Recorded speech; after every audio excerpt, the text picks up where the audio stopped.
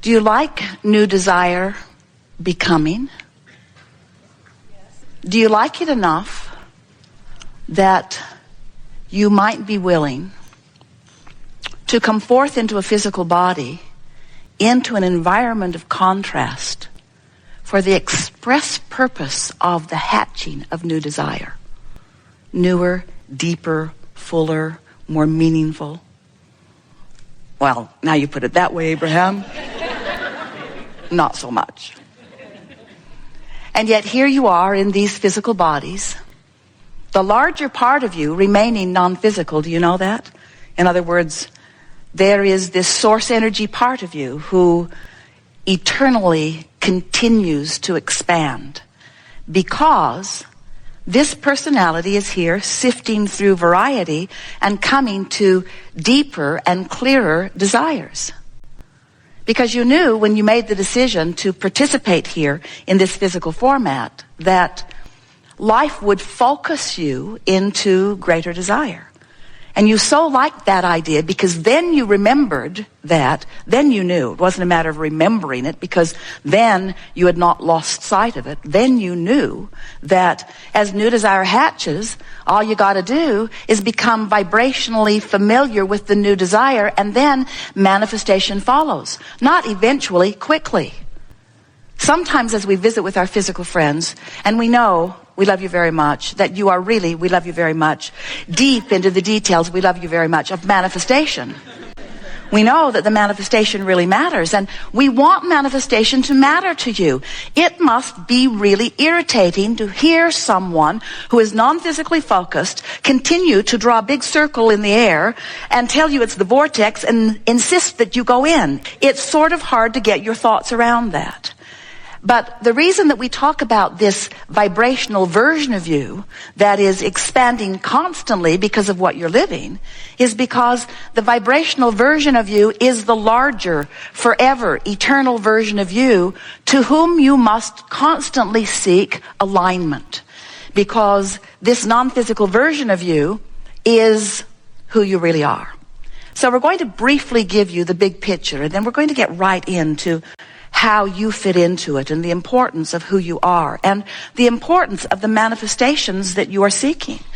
In other words, we never want to give you the impression that you are source energy in a physical body just wanting to learn how to be source energy. Because if all you wanted to do was to remember how to be source energy, you would have just stayed source energy with us. You wouldn't have taken all the time and trouble of being born. It's really a pain, you know. And not just to your mother. In other words, coming forth into a physical body is a big deal. There's a lot of adjustment because you're born into a vibrational environment that is not pure positive energy like you remembered. That's why you cried a lot, especially at first, and slept a lot, and ignored everyone a lot. They kept saying, come on, give me your attention. And you said, I'd rather not. You're not up to speed with me. And they said, come on, play with us. Come on, come and play with us. Come into our denser, darker world. And you said, I'm coming, but don't make me come too soon. Let me remain in this pure positive energy. And we want you to realize that there's no danger, there's no risk in getting out there on the bleeding edge. There's no risk in that. It's just that you are supposed to feel good. You are meant to feel good. Feeling good is who you are, and feeling good is possible under any and all conditions. And when you get that you have the ability to hold your thoughts in a position that allows you full alignment with who you really are, then what you will have is the knowledge to control the manifestations of your life. Until then, not so much. What most do, even those like you who have been listening to us for a while, you look for details in manifestation to which you can have a good feeling response. And there's nothing wrong with that. We encourage it. We've been teaching it for a very long time.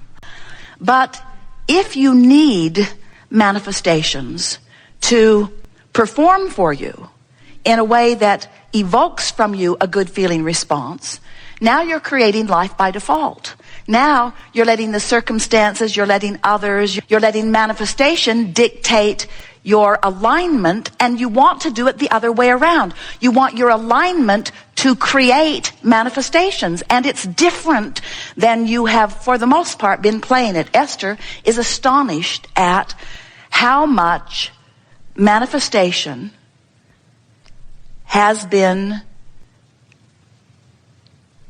being searched by her for details to affect the way she feels. In other words, I'll just scrutinize what is for things that feel good, and then I'll feel good. And we say, good idea, good idea, good idea. However, don't depend on what is for your good feeling, because you can never go beyond what is if that's the case. You're not a regurgitator of what isness. You are a creator of new what isness. So, as you stand in your physical body, and you're aware of the buffet that's before you, some things you can look right at and know you prefer them, and some things you can look at and know that you would like it to be better. And have you noticed that if you let yourself believe in your own or global or mass consciousness, personal or bigger expansion, that you cannot stop for a moment thinking of what would be better? Esther's been in the new kitchen in Texas, and most things that are in most cupboards have not been there very long, because she keeps finding a better place for everything. Anyone who's trying to find something that was there yesterday is in trouble, because today it's in a new and improved place for a while. In other words, she'll find the place that works perfectly in time, but it's very funny to her that there are so many places for improvement no matter how good something is. You never run out of the desire to expand, because you are eternal beings. So this expansion is contained, and that's not an accurate word because it's fluid and flowing, but it is held. That's not really the right word either, because it's fluid and flowing, but it's gathered is a better word. It's amassed is a better word in what we're depicting as a vibrational vortex. And the reason we call it a vortex is because in this attraction power, there's this constant gathering of things that match this desire. We call those the cooperative components. The cooperative components to what you are asking for. Well, vibrationally speaking, that's sort of boring, Abraham, because I can't see that stuff amassing. I trust you sort of, but I can't see it, so it's conceptual. It's a theory. Feels a little like fairy dust all over it. I get the idea of it. I believe that vibration precedes everything. But to ask me to believe in a vortex that I can't see, when there's all this manifestation that I can see, oh, Abraham, manifestation is more compelling. Because we could gather together in groups. We can agree on what we see. We can take tests about it. We can accurately acknowledge what it is. Manifestation is meaty. It's seeable, hearable, smellable, tasteable, touchable. It's reality. Abraham, manifestation is reality. We hear you. You talk to us all the time, and quite often you're annoyed. And we say, it is reality, but it's reality that has spawned and accrued and accumulated and come into your visual, sensual senses because it is a vibrational match to something that you've got chronically going on. And you have to know that, because as you move around the planet and you interact with people, you see people living in similar circumstances that are manifesting entirely differently. You see people who everything seems to always go wrong for them, and you see people who everything seems to always go right for them. And you just got to know there's a vibrational variance that makes the difference in what's happening to you, not just generally, but specifically moment by moment. So what we're getting at is you could be observing something that isn't something that you want. And as you're observing it, you're taking it in, you're having conversations about it. And in doing so, you're holding your vibration in an even more specific place. Because the more attention you give to anything, the more specifically focused you are, and the more specifically focused you are, the faster the energy moves and the faster the manifestation becomes. So you could be looking at this thing, and let's call it, for sake of this analogy, something unwanted, and this is the point we want to make with you. Without even realizing it, your observation of your current financial condition or your physical condition or your relationship condition or whatever it is that you're focusing upon, your attention to it is causing a vibrational response in you which equals your point of attraction. Now, your point of attraction isn't something that's going to happen tomorrow or the next day or the next day. Your point of attraction is something that's manifesting now. So much so that this thought and this conversation that you've got going on is going to cause the next people who walk into your experience to reflect back to you precisely what it is you've got going on. Pay attention to that.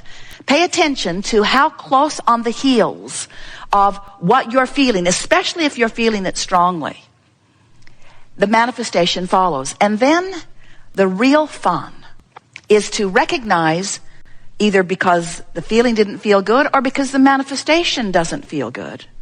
Maybe somebody says something to you that you didn't like, that you didn't think they should have said, that you didn't really believe you had coming, and that most of all you don't ever want to hear it again, but you're hearing it, it's happening. And why is it happening?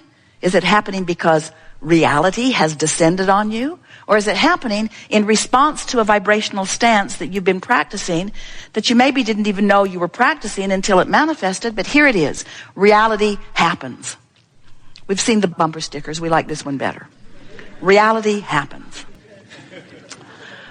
So then you say, we want you to say, oh, but I get this stuff. I know that I'm the creator of my own experience. I'm not a regurgitator. I observed that, and I had a regurgitating knee-jerk response to it, which I kept practicing because it was really absurd and obscene what happened. And so I told everybody that I saw for a while, do you know what that guy said? Do you know what he said? Do you know what he said? Do you know what he did? Do you know how he made me feel? So you keep it going for a little while, but in all of that, launching, clarifying, vortexing, creating, doing the vibrational precursoring, it's not a word, but write it down anyway, to what future manifestations can be depending upon what you do vibrationally. In other words, you've launched the rockets, the potential is there for the new and improved experience. The question is, are you going to keep regurgitating what is, because after all, that guy was really out of line? Or are you going to take the bounce and practice, and here are the operative words, practice the less easy vibration, because that's the easy vibration. You just observed it. All of your physical senses told you it was reality, and if you gathered together with others and went on some of those talk shows, most of the people would agree with you that that person was a misbehaving person and that you are right. But we are wanting to say to you, it doesn't matter how right you are in your negative emotion or in your pushing against, you are depriving yourself of the creation that has been born out of it, and you can't feel good until you come along with the new creation, because you got to keep up with you. You got to keep up with you. We have adored this interaction. It is delicious to interact with you. We can feel that you are in an entirely different place of understanding. You can feel the power of the vortex, and your relationship with it has shifted dramatically. We are eager to observe the manifestational evidence of the vibrational shift that has taken place within you. You now know deliberate creation in a whole new way. And everyone with whom you interact is just going to be this godsend of a reflection of how you're doing vibrationally. It's so nice. Manifestation fast on the heels to let you know where you are. And why would there be such a loving universe that would give you constant feedback about where you are? Because you're supposed to feel good. Because it's right that you feel good, that it's natural that you feel good. There is great love here for you. And as always, we remain consistently and insistently with practice beyond verbal description in the vortex.